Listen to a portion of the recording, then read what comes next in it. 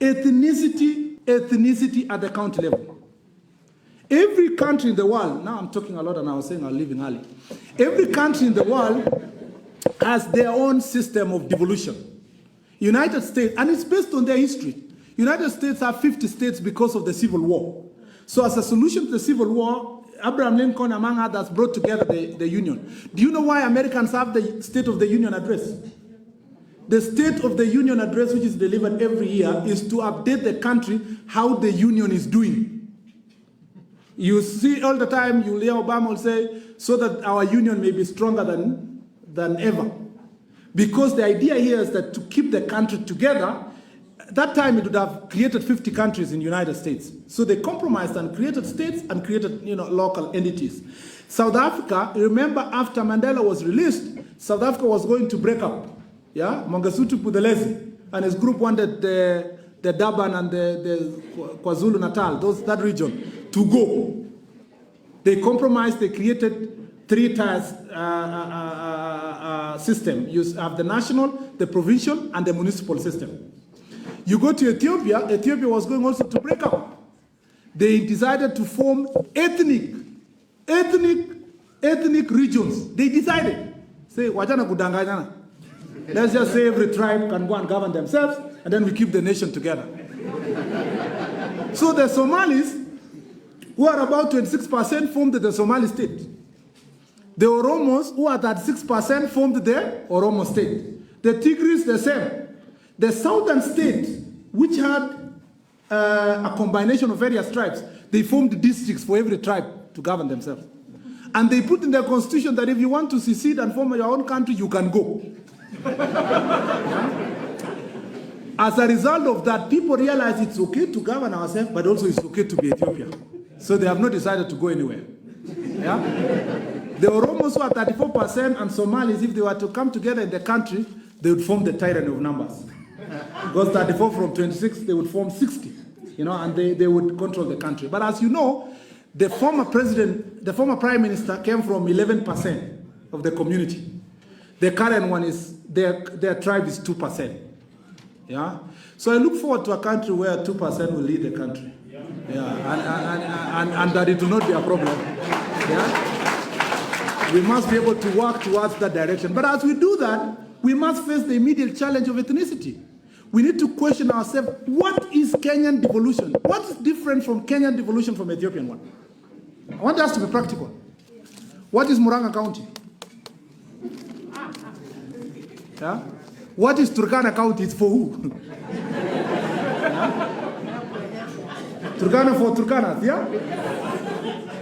What is Kisii County? What is Nandi County?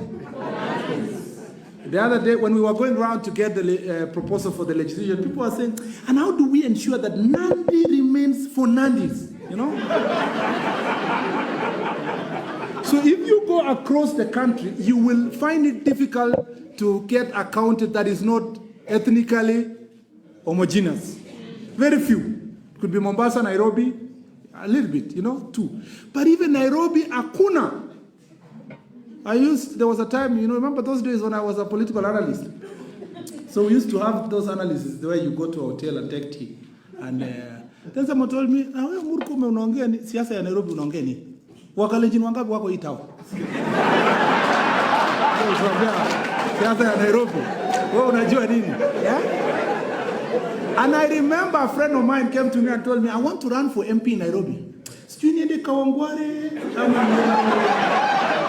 So I asked why. Akaniambia utanisaidia na mtu mwenye wako ABC, nataka nijue Waluya ni wengi upande gani. So I realized even the Nairobi that we were priding ourselves that is ethnically, whatever, was just a mirage. We are still struggling with ethnicity. The question we ask ourselves, how do you trust in Nandi County, for example, that Dr. Cleophas Lagat, the governor, will ensure that Kisis in that county, Luyas in that county, Kikuyus in that county will get jobs? Yeah? Or in Elgeyo Marakwet County, or in Turkana, or in Nyeri. Yeah? I would have been very happy if I saw one county executive member of Nyeri County being a Kalenjin, but it's not possible because of the political pressure. Now, the question is that in going forward, these are the challenges we have to deal with, and therefore, there might be a section of the population in certain counties that will not participate in any way because they don't come from that tribe. They will not be consulted, they will not be given opportunity to serve, and therefore we have to be aware of that challenge. Last is that, the last, real last, you know, not the politician last, is that we have a problem with civic education. The Bible says that how will they know without someone telling them? And how will that person tell them unless there is a what? Unless someone is sent. And how will they be sent unless there is? They believe. But the question is, how shall we be able to carry civic education if there is no specific institutions given the mandate and given the resources to do civic education? Because it's important. Two, how shall we be having civic education if the people at the top are the most ignorant? I didn't see the response from this researcher, but I think one of the questions that needs to be done is to demonstrate. By the way, the people in my village might be knowing more about devolution than you who are seated here. Because of the pride that is in us who have gone to school. We think we know everything. We assume we know everything.